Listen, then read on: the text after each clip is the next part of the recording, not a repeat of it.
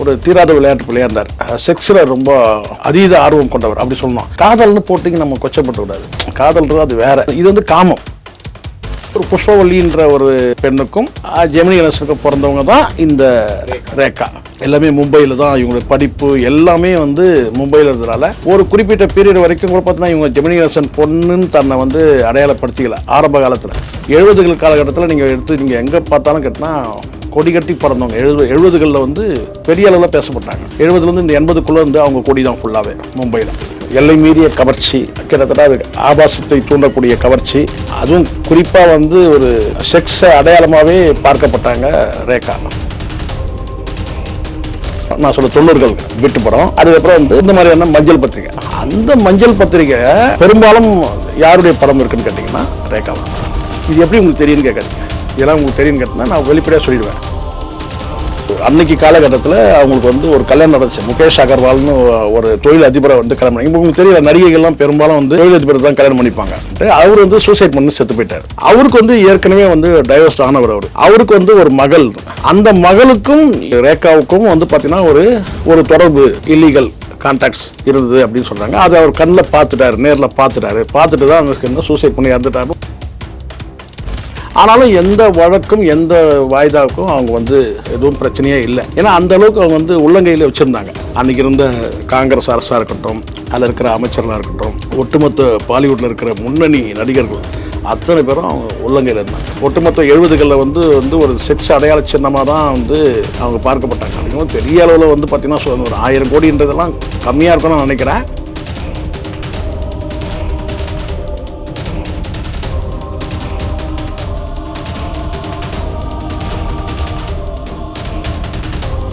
ஜெமினி கணேசன் அவர்களுடைய குடும்பத்தை பொறுத்த வரைக்கும் ஒரு 1000 கணக்கில் வந்து சொத்து இருக்குது.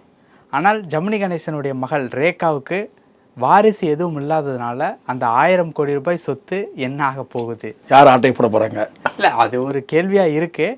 பட் ஜெமினி கணேசனை பொறுத்த வரைக்கும் வந்து ரொம்ப ஒரு உற்சாகமான ஒரு வாழ்க்கையை தான் கடைசி வரைக்கும் வாழ்ந்துட்டு போயிருக்காங்க. 50களில் ரொம்ப பிரபலமான நடிகர். தீராத விளையாட்டு பிள்ளையாக வாழ்ந்துட்டு போனாங்க. அது என்ன கதை? இல்லை, ஜெமினி பொறுத்த வரைக்கும் எல்லாருமே சொல்லுவாங்க சார், காதல் மன்னன்னு சொல்லுவாங்க. ஆனால் அது காதல்னு சொல்லக்கூடாது. அவர் வந்து ஒரு தீராத விளையாட்டு பிள்ளையாக இருந்தார். செக்ஸில் ரொம்ப அதீத ஆர்வம் கொண்டவர் அப்படி சொல்லணும். காதல்னு போட்டிங்க நம்ம கொச்சப்பட்டு கூடாது. காதல்ன்றது அது வேற. இது காமம். அது வேற டிபார்ட்மெண்ட்.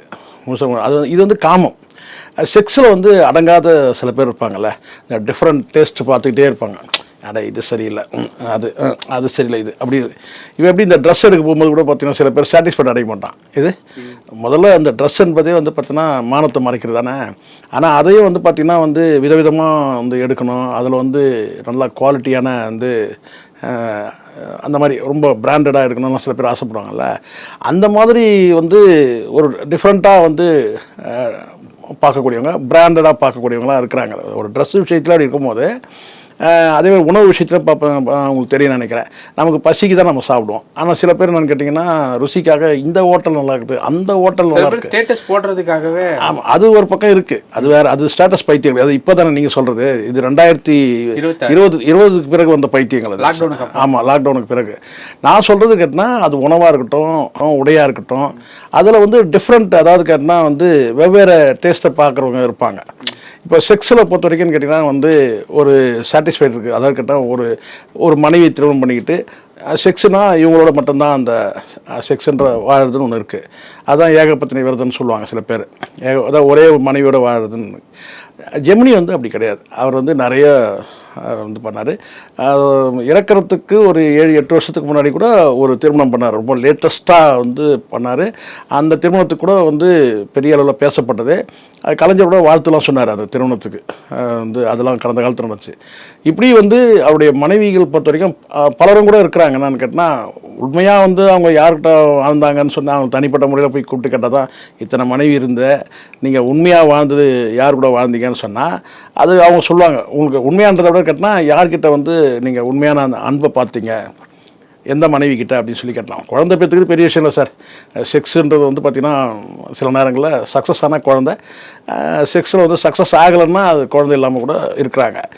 அது வேறு விஷயம். ஆனால் ஒரு மனைவின்ற அந்த ஸ்தானத்தில் அன்போடு நடந்து கொடுத்தாங்க யார் அப்படின்னு சொல்லி ஜெமினிக்கிட்ட நீங்கள் தனியாக கேட்டிருந்தா உள்ளபடியே இத்தனை மனைவியோட நீங்கள் வாழ்ந்தீங்களே, யார் வந்து உங்ககிட்ட வந்து ரொம்ப உள்ளன்போடு நடந்துக்கிட்டாங்க அப்படின்னு கேட்டால் அதுக்கு பதில் கிடச்சிருக்கோம் அவர்கிட்ட.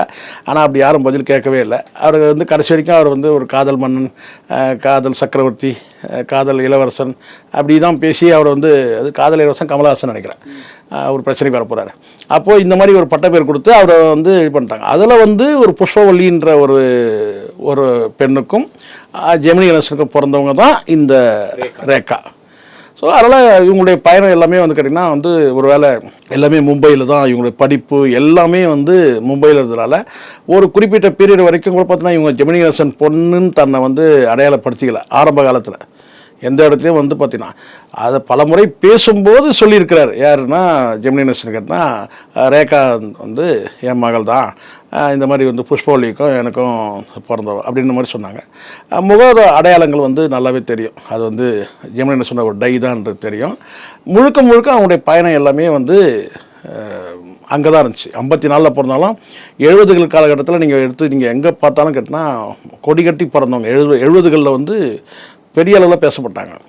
அந்த அப்போ தொடக்கமே அதான்னு வச்சுங்களேன். அந்த ஒரு 16 வயசு 17 வயசு, ஏன்னா அவங்க வந்து சைல்டுஹுட்லேயே வந்துட்டாங்க சினிமாவுக்கு. 70களுக்கு பிறகு வந்து 70லேருந்து இந்த 80க்குள்ளே வந்து அவங்க கொடி தான் ஃபுல்லாகவே மும்பையில் அந்த அளவுக்கு இருந்தாங்க. தமிழில் வந்து ஏனோ தெரில ஒரு படம் நடித்த மாதிரி கூட ஒரு தகவலே இல்லை. தமிழ் படங்களில் அவங்க சுத்தமாக வாய்ப்பு இல்லையா, வாய்ப்பு மறுக்கப்பட்டதா? ஏன்னா தமிழ் சினிமாவில் இவ்வளோ பெரிய ஜாம்பவன் எப்பவுமே வந்து அவருக்குன்னு தனி இடம் உண்டு ஜெமினிக்கு. ஆனால் அப்படிப்பட்ட ஜெமினிக்கு வந்து அவருடைய மகள் வந்து ஏன் வந்து அவங்க தங்கை கூட தங்கைனா இன்னொரு பெண் இருக்காங்க ஜெமினிக்கு, அவங்க கூட வந்து நடிச்சிருக்காங்க. டாக்டர்கள் அவங்க வந்து உண்மையிலே சாதனையாளர்கள் தான். அவங்க இந்த கமலா செல்வராஜன் ஒரு டாக்டருங்க, அவங்க தான் அந்த டெஸ்ட் டியூப் பேபிலாம் முதல்ல இங்கே வந்து ஒரு அவேர் கொண்டு வந்ததே இங்கே. இன்றைக்கி தடிக்க விழுந்தா டெஸ்ட் டியூப் பேபின்னு வந்து நிறைய ஹாஸ்பிட்டல்லாம் இருக்குது. ஆனால் 80கள் காலகட்டத்தில் 90கள் காலகட்டத்தில் ஃபஸ்ட்டு வந்து அவங்க அச்சீவ் பண்ணது அவங்க தான் அந்த டெஸ்ட் டியூப் பேபின்றதை சக்ஸஸ் பண்ணதுன்றது. ஸோ இப்படி வந்து ஏன்னா இவங்க சொல்லும் போது அவங்களையும் கொஞ்சம் சொல்லணுன்றது தான். ஆனால் முழுக்க ரேகா வந்து ஹிந்தி படம் தான். அதை கடந்து வந்து வேறு மொழிகளில் நடித்தாங்களான்னு தெரில. பட்டு தமிழில் வந்து படமே அவங்க நடிக்கலை அப்படி இருந்தாங்க. ஒரு காலகட்டத்தில் அவங்களுக்கு வந்து பல நடிகர்களோட பேசப்பட்டாங்க. ரொம்ப என்ன சொல்ல கேட்டினா எல்லை மீறிய கவர்ச்சி, கிட்டத்தட்ட அதுக்கு ஆபாசத்தை தூண்டக்கூடிய கவர்ச்சி, அதுவும் குறிப்பாக வந்து ஒரு செக்ஸை அடையாளமாகவே பார்க்கப்பட்டாங்க ரேகா. அதனாலேயே கூட ஒரு வேளை ஜெமினின்னு வந்து தன் மகள்னு வந்து பெருசாக அவங்கள வந்து அடையாளப்படுத்தலான்னு தெரில. ஒரு வேளை அது கூட இருக்கலாம். ஏன்னா அந்த காலகட்டம் அந்த மாதிரி 70லேருந்து 80கள் காலகட்டத்தில் அவ்வளோ வந்து முழுக்க ஆபாச காட்சிகள் மாதிரி பல காட்சிகள் நடித்தாங்க. ஒரு என்ன சொல்ற குறிப்பிட்ட வந்து பார்த்திங்கன்னா வந்து குடும்பப்பாங்கான காட்சிலாம் பெரிய அளவில் வந்து பேசப்படலாம். நம்ம ஹிந்தி படம் நிறைய பார்க்கலாம் கூட. அன்றைக்கி உள்ள மீடியாக்களில் இந்த பிரிண்ட் மீடியாலெலாம் பெரிய அளவில் வந்து அவங்களுடைய படங்கள் வந்து தமிழ் சினிமாவில் நடிக்கல. ஆனால் தமிழ் சினிமா பத்திரிகைகளில் பல படங்கள் வந்து அவங்களுடைய படங்கள் இடம் இருக்கும். இந்த செக்ஸ் புக் படிக்கிற ஞாபகம் இதெல்லாம் இருக்கு அவங்கள்ட்ட. மஞ்சள் பத்திரிகைலாம் படிப்பீங்களா நீங்கள்? எங்கள் காலம்லாம் பிரிண்டே இல்லை, பிரிண்டே இல்லை பாவம் நீங்கள்லாம். எங்கள் காலத்துலலாம் வந்து பார்த்தீங்கன்னா இப்போ நீங்கள் எல்லாத்தையுமே யூடியூப்பில் பார்க்குறீங்க இல்லையா? யூடியூப் அப்படி தானே பார்க்குறீங்க? யூடியூப்பு அது இதில் ரீல்ஸ் அதெல்லாம் வருதுல்ல, யூடியூப் பார்க்குறீங்க இல்லை? படம் பார்ப்பீங்கல்ல? அதுதான் தேட்டரில் இல்லை. அப்போலாம் வந்து எங்கள் பீரியடில் வந்து கேட்டிங்கன்னா மஞ்சள் பத்திரிகை சொல்லுவாங்க. அது மஞ்சளாக இருக்கிறது கிடையாது, செக்ஸ் புத்தகத்தை தான் வந்து மஞ்சள் பத்திரிகைன்னு சொல்லுவாங்க. இல்லை இது எப்படி இருக்குன்னா சில பத்திரிக்கை வந்து கல்யாண பத்திரிக்கை மஞ்சள் கலரில் இருக்கும், அதை பத்திரிக்கை அது வேற, ரோஸ் கலரில் பிங்க் கலரில் பின்னாடி இருக்குது, அதெல்லாம் வேற. ஆனால் நம்ம மஞ்சள் பத்திரிகைனா நமக்கு டக்குன்னு அதான் ஞாபகம் வரும். நான் சொல்கிறேன் மஞ்சள் பத்திரிகைனா இந்த மாதிரியான அதாவது கேட்டால் செக்ஸ் சம்மந்தமான காம இச்சை சம்மந்தமான கதைகள் வந்து எழுதப்பட்டிருக்கோம். நான் எதுக்கு இதை சொல்கிறேன்னா அந்த காலத்தில் வந்து பார்த்தீங்கன்னா ஒன்று இந்த பிட்டு படம்னா என்ன வந்து ஆமாம் குடும்பப்பாங்கன்னா ரோலில் வந்து ஷகிலா நடிப்பாங்க.